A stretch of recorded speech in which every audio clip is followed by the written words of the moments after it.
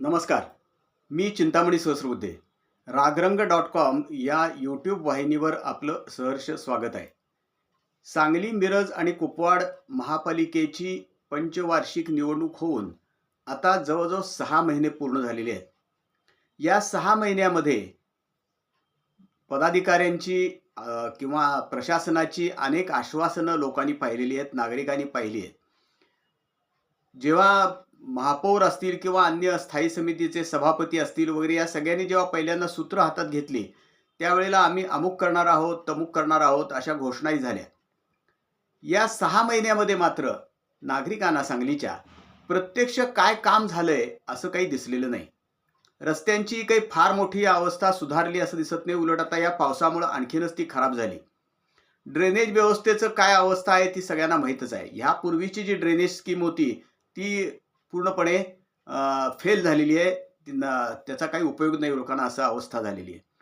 त्याच्या आधी एक भोवे पद्धतीची गटार नावाचा एक खूप गाजावाजा झाला होता. त्या गटारीमध्ये तर कचरा कुंड्या झालेल्या आहेत अनेक ठिकाणी त्या गटारीची अवस्था म्हणजे. तर अशी महापालिकेची अवस्था आहे. 6 महिने झाले. 6 महिन्यामध्ये पदाधिकाऱ्यांना, नगरसेवकांना आम्ही हे 6 महिन्यात हे काम केलं असं मी म्हणत नाही. 6 महिन्यात काय कुठलं काम करता येतं असंही मला म्हणायचं नाहीये. परंतु आम्ही ह्या कामाची सुरुवात केली. हे काम आता इथपर्यंत आलेलं आहे. या कामाला आम्ही प्रारंभ केला आहे. किमान आमच्या वॉर्डामध्ये आम्ही अमुक काम केलंय असं सांगण्यासारखी परिस्थिती आज कुणाची नाही.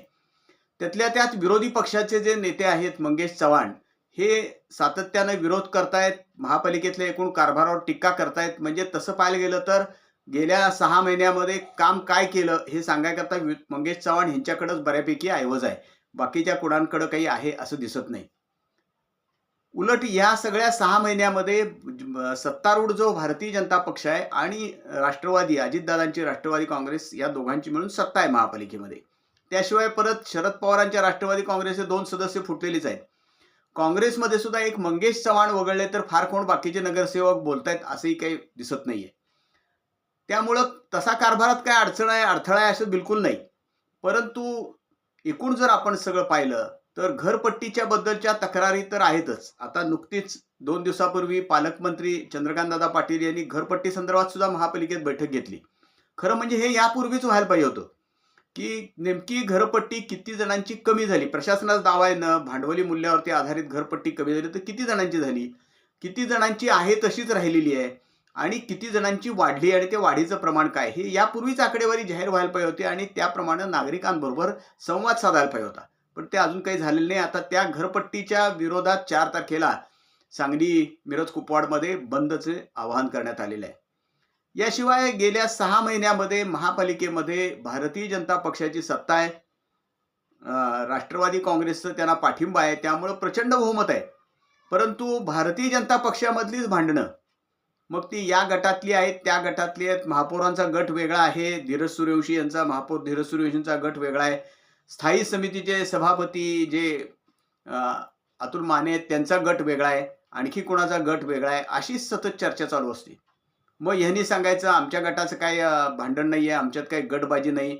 आता ह्यांनी मंगेश चव्हाणांनी जाहीरपणे टक्केवारीचा आरोप केलेला आहे. टक्केवारीची तर इतकी चर्चा चाललेली आहे. अर्थात अनेकांना असं वाटेल, म्हणजे कदाचित एकूण सगळ्या बातम्या पाहिल्यावरती महापालिकेमध्ये टक्केवारीची ही चर्चा पहिल्यांदाच होतीये काय, पण असं समजायचं कारण नाही. म्हणजे मी 1985 पासून नगरपालिका असताना, सांगलीची नगरपालिका असेल, त्यापूर्वी मिरजेची नगरपालिका होती, इकडे कुपवाडमध्ये ग्रामपंचायत होती. ती काही फार चर्चेत नव्हती. नगरपालिका झाल्यानंतर कुपवाड हे नाव शहर चर्चेमध्ये आलं. पण पूर्वी नगरपालिका होती त्यावेळेला सुद्धा टक्केवारीची चर्चा जोरात चालायची. प्रामुख्यानं कॉन्ट्रॅक्टर्स आणि कामं जी दिलेली असायची ती, आणि ती देण्यामध्ये कंत्राट आहेत का, त्याच्यामध्ये टक्केवारी आहे का, अशी त्यावेळेला पण चर्चा चालायची. अगदी त्यावेळेचे मला आठवतंय हरीश जोग म्हणून एक ज्येष्ठ नगरसेवक होते, नागरिक संघटनेचे असतील, डॉक्टर अशोक मेहता आहेत, विद बर्वे आहेत, अजित सूर्यवंशी आहेत, ह्या मंडळींनी तेव्हा सुद्धा टक्केवारीचे आरोप केले होते आणि जाहीरपणे केलेले होते. इव्हन हरीश जोग यांनी तर त्यांना डायरेक्ट पैसे दिल्याचा असा सुद्धा आरोप केला होता, पैसे द्यायचा प्रयत्न झाल्याचा त्यावेळेला सुद्धा. त्यामुळे टक्केवारीची चर्चा नवीन नाही. प्रश्न एवढाच आहे की त्यावेळेला टक्केवारीची चर्चा होताना ती टक्केवारी किती असायची, तर 5%, 10%, 15% आणि त्यानंतर काही दिवसांना 25%. त्यानंतर 40% इथपर्यंत टक्केवारीची चर्चा गेलेली होती यापूर्वी सुद्धा. आता असं म्हणतात की टक्केवारीमध्ये जास्त पैसे जातात अशी चर्चा असती आणि प्रत्यक्ष कामावरती फार पैसे खर्च होतात आणि त्याचं उदाहरण आहे म्हणजे ते स्पष्ट दिसतंय. जर रस्ते एवढे तुम्ही जर चांगले केलेले असतील, एवढं त्याच्यामध्ये डांबर वापरले, एवढी खडी वापरली, तर रस्ते एवढे खराब का होतात लगेच? याचं कारण काय? पूर्वी असे रस्ते खराब होत नव्हते. आजही सुद्धा जेव्हा अनेक ठिकाणी खोदकाम केलं जातं, त्यावेळच्या जे गटारी आहेत, त्यावेळची जी पाणी पुरवठ्याच्या लाईन टाकलेल्या आहेत, त्या अजून सुद्धा आतमध्ये सुस्थितीत आहेत, जुन्या काळामध्ये. परंतु आता ह्या टक्केवारीच्या भानगडीमुळं कामांवरती जोरदार परिणाम होतोय आणि टक्केवारीचा आरोप हे विरोधी पक्षाचे लोक आता करतायत, सत्तारूढ पक्षावरती करतायत. सत्तारूढ पक्षाचे तो नाकारतायत टक्केवारीचा आरोप. महापौरांनी तर अगदी स्पष्टपणे टक्केवारी आणि गटबाजी आमच्यात काही नाही, आम्ही अशी कुठली टक्केवारी वगैरे काही इथं भानगड नाही असं स्पष्टपणे सांगितलं. अगदी त्या स्थायी समितीचे सभापती महापौरांना संयुक्त पत्रकार परिषद घ्यावी लागली. असं म्हणतात की ते दोघांची दिशा वेगळ्या आहेत, परंतु त्यांनी एकत्र येऊन ते जाहीर करायची वेळ आली. याचं कारण असं आहे की भारतीय जनता पक्षामध्येच भांडणं आहेत, भारतीय जनता पक्षामध्येच गटबाजी आहे. वास्तविक बघायला गेलं तर भारतीय जनता पक्ष असं नुसतं लेबल आहे. प्रत्यक्षात जर आपण बहुतेक सगळे पदाधिकारी आणि कारभारी जर पाहिले तर हे मूळचे काँग्रेसचे किंवा राष्ट्रवादी काँग्रेसचेच आहेत. त्यामध्ये काही फार मोठा फरक पडलेला नाही, फक्त लेबल इकडचं तिकडं लागलेलं आहे, भाजपचं लेबल लागले. अशी आजची महापालिकेतली सुद्धा परिस्थिती आहे. इकडं अजितदादांची राष्ट्रवादी काँग्रेस तर उघडच राष्ट्रवादी काँग्रेस आहे, परंतु भारतीय जनता पक्षामध्ये सुद्धा जुन्या राष्ट्रवादी काँग्रेसमधले आणि काँग्रेसमधलेच अनेक जण आज पदाधिकारी म्हणून काम करतायत, प्रमुख नगरसेवक म्हणून पुढे वावरतायत आणि टक्केवारीची सतत चर्चा झाली. मी तुम्हाला सांगतो, आता 6 महिने निघून गेलेले आहेत. आता स्थायी समितीचे सभापती असतील, महापौर असतील, त्यांची आता मुदत काय ठरवली आपल्याला माहित नाही, परंतु ती मुदत संपत येईल, संपेल काही दिवसामध्ये आणि त्यांना आपण काय काम केलं हे सुद्धा सांगता येणार नाही. आता एक नवीन काहीतरी ड्रेनेज योजनेचा दंगा चाललेला आहे. यापूर्वीचे ड्रेनेज योजनेचं काय झालं हे आपल्या सगळ्यांना माहित आहे. कुठेही त्याचं काही फार मोठं फलद्रूप झालंय असं दिसत नाही. उलट गाव भागामध्ये जुन्या काळात म्हणजे अनेकदा मला तर असं वाटतं संस्थान काळात झालेली गटारीची न्याची व्यवस्था बऱ्यापैकी आहे, परंतु सांगली शहराच्या विस्तारित भागात ती एवढी व्यवस्थित नाही आहे. ह्या महापालिकेनं त्याच्यानंतरच्या नगरपालिकेनं केलेली. त्यामुळे ह्याच्याकडे अतिशय डोळसपणाने पाहण्याची गरज आहे. भारतीय जनता पक्षाच्या नेत्यांनी आपल्या सगळ्या नगरसेवकांना, सगळ्या पदाधिकाऱ्यांना सुद्धा एक शिस्त लावायची गरज आहे. नाहीतर आज चर्चा ही भारतीय जनता पक्षातल्या गटबाजीची आणि टक्केवारीची ह्याशिवाय दुसरी चर्चा आता दिसत नाही आपल्याला.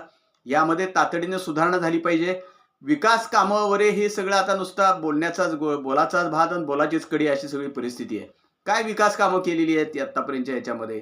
गेल्या आपण महापालिका स्थापन झाल्यापासून शेरी नाल्याचा प्रश्न आहे तसाच आहे, रस्त्याचा प्रश्न तसाच आहे, गटारीचा प्रश्न तसाच आहे. असे अनेक प्रश्न तसेच पडलेले आहेत. साधं स्वामी समर्थ घाट सुद्धा सुशोभीकरण करता आलेलं नाही. महापौर झाल्यानंतर लगेच आश्वासन दिलं तुम्ही हे करणार आहे, दुरुस्त करणार आहे वगैरे. काहीही झालेलं नाही. अंधाराचं साम्राज्य असते तिथं सगळं.